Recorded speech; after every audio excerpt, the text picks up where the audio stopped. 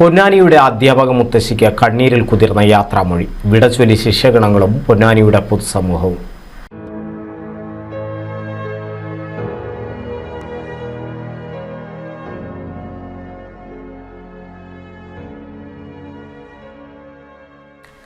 പൊന്നാനിയുടെ സാഹിത്യകളരി പുഷ്കലമായിരുന്ന കാലത്ത് വി.ടി. ഭട്ടതിരിപ്പാട്, ഇടശ്ശേരി, ഉറൂബ്, കടവനാട് കുട്ടിക്കൃഷ്ണൻ, മഹാകവി അക്കിത്തം, കൊളാടി ഗോവിന്ദൻകുട്ടി എന്നിവരോടൊപ്പം പ്രവർത്തിക്കുകയും പൊന്നാനിയിൽ ആയിരങ്ങൾക്ക് അക്ഷരവെളിച്ചം പകരുകയും ചെയ്ത ഗൗരി ടീച്ചർക്ക് കണ്ണീരിൽ കുതിർന്ന യാത്രാമൊഴി.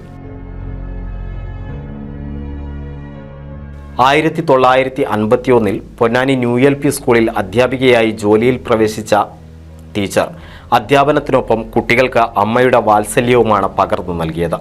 അധ്യാപനത്തോടൊപ്പം സാഹിത്യ സാംസ്കാരിക പ്രവർത്തനങ്ങളിലും നിറസാന്നിധ്യമായിരുന്നു ടീച്ചർ.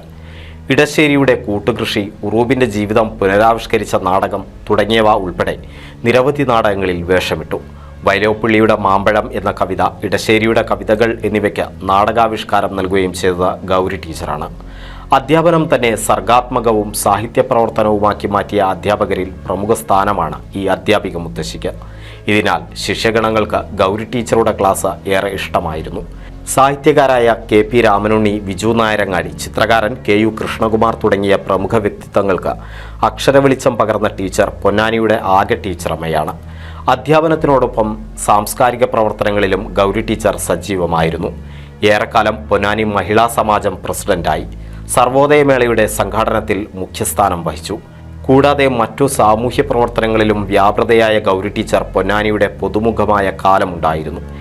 അധ്യാപനകാലം മുതൽ തന്നെ സാഹിത്യരംഗത്തും സജീവമായ ഗൗരി ടീച്ചർ നിരവധി കവിതകൾ പ്രസിദ്ധീകരിച്ചിട്ടുണ്ട്. 1998 റിട്ടയർ ചെയ്തതിനു ശേഷവും സ്കൂളുമായി ബന്ധപ്പെട്ട പ്രവർത്തനങ്ങളിൽ മുൻനിരയിൽ തന്നെയുണ്ടായിരുന്നു. സാക്ഷരതാ പ്രസ്ഥാനത്തിന് പൊന്നാനിയിൽ നെടുനായകത്വം വഹിച്ചത് ഗൗരി ടീച്ചറായിരുന്നു. പൊന്നാനിയുടെ അധ്യാപക മുഖമായ ഗൗരി ടീച്ചർക്ക് 2 വർഷം മുമ്പ് വിപുലമായ ആദരമാണ് നൽകിയത്. ടീച്ചറുടെ പ്രവർത്തന മണ്ഡലമായ പൊന്നാനി ന്യൂ എൽ പി സ്കൂളിലാണ് പൊതുദർശന ചടങ്ങുകൾ നടന്നത്. നാനാ തുറകളിൽ നിന്നുള്ള നിരവധി പേർ ടീച്ചർക്ക് അന്തിമോപചാരം അർപ്പിക്കാനെത്തി. NCV news, Ponnani.